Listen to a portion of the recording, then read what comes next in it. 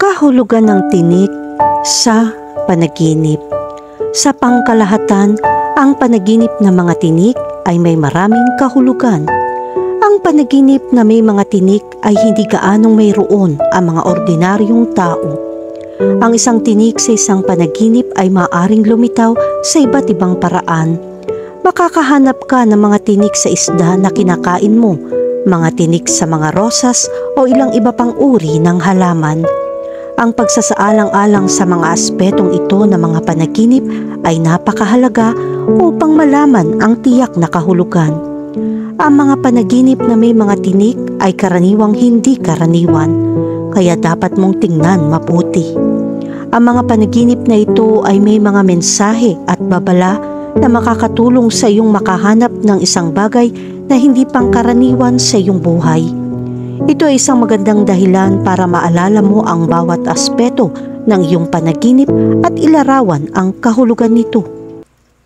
Anong ibig sabihin ng panaginip tungkol sa mga tinik?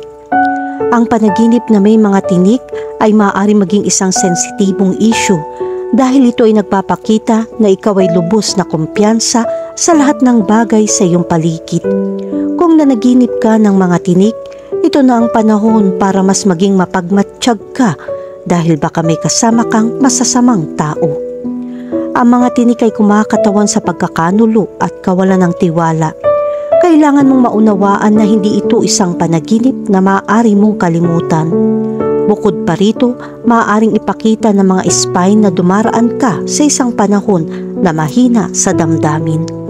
Oras na para harapin ang problema at lagyang muli ang iyong lakas upang maiwasang mahulog sa mas mapanghamong sitwasyon.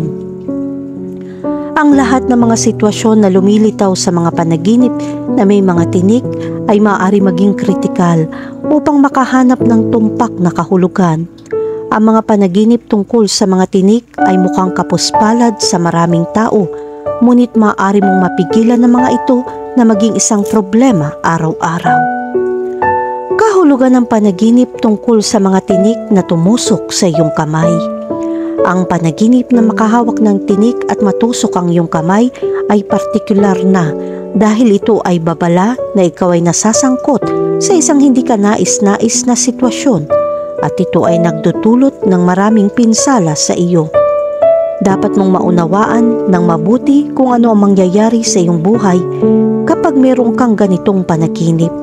Kapag hindi ka nag-iingat, maaari itong magdulot ng maraming pinsala dahil ang mga problemang sitwasyon na malapit sa iyong buhay ay kadalasang napakalason at mapanganib. Kahulugan ng panaginip tungkol sa tinik na nakatusok sa iyong binti. Kapag nanaginip ka ng tinik na nakatusok sa iyong binti, ito ay senyales na mga paghihirap na iyong haharapin sa daan. Ang landas ng iyong tatahakin ay hindi palaging ang pinakamadali. At syempre, ang kadalasang ito ay puno ng mga hadlang na dapat mong malampasan. Ang panaginip na ito ay nagbababala na magkakaroon ng mga hadlang sa iyong buhay. Huwag hayaang takutin ka ng panaginip na ito dahil babala lamang ito na malapit na ang mahirap na panahon. Magkakaroon ka ng oras upang ihanda ang iyong sarili at sa gayon ay makamit ang lahat ng gusto mo. Ang pagpili ng isang daan ay hindi laging madali, ngunit hindi ka maaaring sumuko na lang. Kahulugan ng panaginip tungkol sa mga tinik ng halaman. Ang mga halaman ay maaari din magkaroon ng mga tinik tulad ng mga damo at cactus. Ito rin ay tanda ng panganib. Ang mga tinik ng cactus o damo na tumutusok sa iyong katawan ay nagpapahiwatig na hindi mo alam ang malaking panganib ng kasalukuyang sitwasyon. Ang panaginip na ito ay nagdadala ng mensahe na dapat kang maging mas maingat sa iyong ginagawa. Madali kang magkamali sa sitwasyong ito. Ang mga tinik ng halaman sa mga panaginip ay isang palatandaan na kung hindi ka mag-iingat, ang iyong mga aksyon ay magkakaroon ng masamang epekto. Ang panaginip na ito ay kumakatawan din sa isang sitwasyon na hindi mo alam, samantalang nakialam ka dito. Mag-ingat sa babalang ito dahil maaari kang magkamali. Kahulugan ng panaginip tungkol sa mga tinik. Ito ay isang panaginip upang sabihin na dapat kang mag-ingat. Ang mga rosas ay mukhang maganda, ngunit mayroong din matutulis na tinik. Hindi lahat ng maganda ay kapareho ng katotohanan. Sa makatuwid, dapat kang maging isang maliit na kahina-hinala sa mga tao at sa mga katotohanan. Mag-ingat sa mga taong nagpapahanga sa iyo. Huwag husgahan ng iba dahil lang excited ka sa unang tingin. Kahulugan ng panaginip tungkol sa mga tinik ng isda. Ang kahulugan ng panaginip ng mga tinik ng isda ay maaaring magbigay ng babala na sa tingin mo ay napaka-pesimista. Ikaw ay nahuhulog sa kasalukuyang sitwasyon ng labanan sa iyong buhay. Ang pinakamagandang bagay ay iwanan ang lahat ng pesimismo at pagtagumpayan ang mga hadlang na dumating bilang resulta ng problema. Ang panaginip ng mga tinik ng isda ay nagsasabi rin sa iyo na sinusubukan mong maging malaya sa lahat ng mga problemang kinakaharap mo.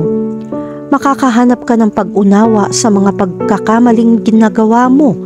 Ito ay magpapagaang sa iyong pakiramdam at handa ka na para sa susunod na bagay na kailangan nating harapin. Kahulugan ng panaginip tungkol sa kumain ng mga tinik ng isda. Ang panaginip na nasasakal sa mga tinik ng isda na kinakain mo ay senyales na dapat mong panatilihin ang iyong sinasabi. Ang iyong mga salita ay maaaring makasakit sa mga tao sa paligid mo.